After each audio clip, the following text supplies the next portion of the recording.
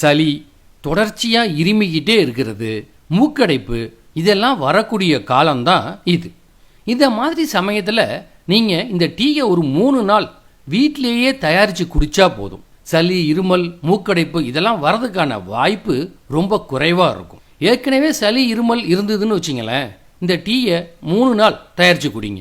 இந்த பிரச்சனையெல்லாம் இருந்த இடம் தெரியாமல் போயிடும். சளி, இருமல் உள்ளவங்க மட்டும் இல்லைங்க, எல்லோருமே ஒரு 3 நாள் குடிக்கலாம். நல்ல சுவையான, மணமான, ஆரோக்கியமான டீ தான் இது. வாங்க இதை தயாரிக்கிற முறையை பார்க்கலாம். ஒரு கல்வத்தை எடுத்துக்குங்க. அதில் 10 மிளகை போட்டுக்கணும். கெட்ட பாக்டீரியாக்களை எதிர்த்து போராடி நமக்கு நோய் வர்றதுக்கான வாய்ப்பை குறைக்கிற சக்தி இந்த மிளகுக்கு இருக்குது. அடுத்தது நாம் இதில் சேர்த்துக்கிறது 2 ஏலக்காய். சைனஸ் நோயால் அவஸ்தைப்படுறவங்களுக்கு அருமருந்து இந்த ஏலக்காய்ங்க. இதில் இருக்கிற நோய் எதிர்ப்பு சக்தி பார்த்திங்கன்னா நமக்கு நோய் வர்றதுக்கான வாய்ப்பை குறைக்கும். ஆஸ்துமா, அப்புறம் வீசிங் பிரச்சனை இருக்கிறவங்க அதுக்கான மருந்துகளை எடுத்துக்கிட்டால் கூட ஏலக்காயை அப்பப்போ சாப்பிட்டு வர்றது நுரையீரலுக்கு போகிற ஆக்சிஜன் அளவை அதிகரித்து ரொம்ப எளிதாக சுவாசிக்க வைக்கும். அடுத்தது ஒரு சின்ன துண்டு தோல் நீக்கின இஞ்சியையும் இதில் சேர்த்துக்கிறேன். இந்த மாதிரி சளி, இருமல் இருக்கிறப்ப தலைவலி வந்துடுங்க. அப்போ வேற ஒன்றும் செய்ய வேணாம். நீங்கள் இந்த இஞ்சியை நல்லா அரைச்சி பேஸ்ட்டு மாதிரி ஆக்கி தண்ணியில் கலந்து நெத்தியில் தடவினாலே போதும், இந்த தலைவலியெல்லாம் போயிடும். நெஞ்சு சளியை கரைச்சி வெளியேற்றுற தன்மை இந்த இஞ்சிக்கு இருக்குது. ஆஸ்துமா நோய் உள்ளவங்க தினமும் இஞ்சி சாறில் கொஞ்சம் தேனை கலந்து குடிச்சிட்டு வந்தால் ஆஸ்துமாவிலேருந்து கொஞ்சம் நிவாரணம் கிடைக்கும்.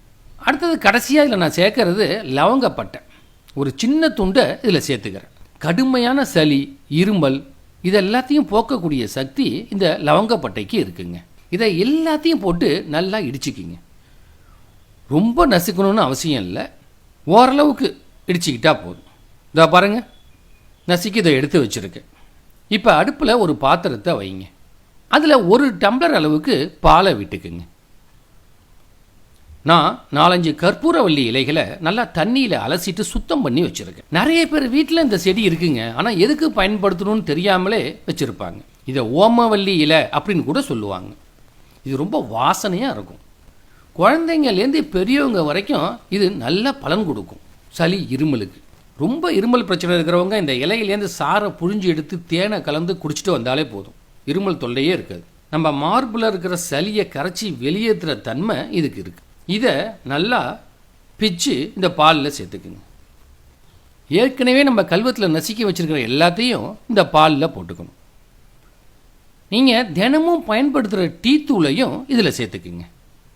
எல்லாத்தையும் ஒன்று சேர நல்லா கலக்கிக்கிங்க.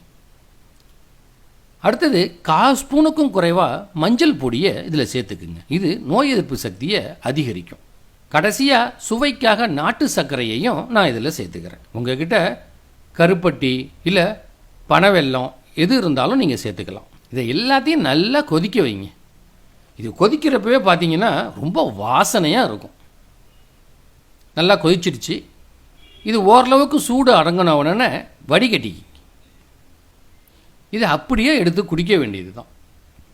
ஒரு 3 நாள் தொடர்ந்து இது போல் காலை வேளையிலையும் மாலை வேளையிலையும் சாதாரண டீக்கு பதிலாக இந்த டீயை போட்டு குடிங்க.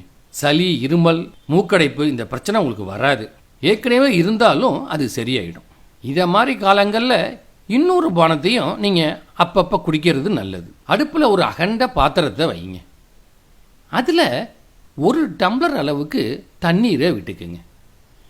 தண்ணியை நல்லா கொதிக்க வைங்க. நல்லா கொதித்ததுக்கப்புறமா அடுப்பை நிறுத்திடுங்க. நான் 1 ஸ்பூன் அளவுக்கு இஞ்சியை துருவியே எடுத்து வச்சுருக்கேன். அதை இதில் சேர்த்துக்கிறேன். அடுத்ததாக ஒரு எலுமிச்சையை சின்ன சின்னதாக நறுக்கி வச்சுருக்கேன். அந்த எலுமிச்சை துண்டுகளை இதில் சேர்த்துக்கிறேன்.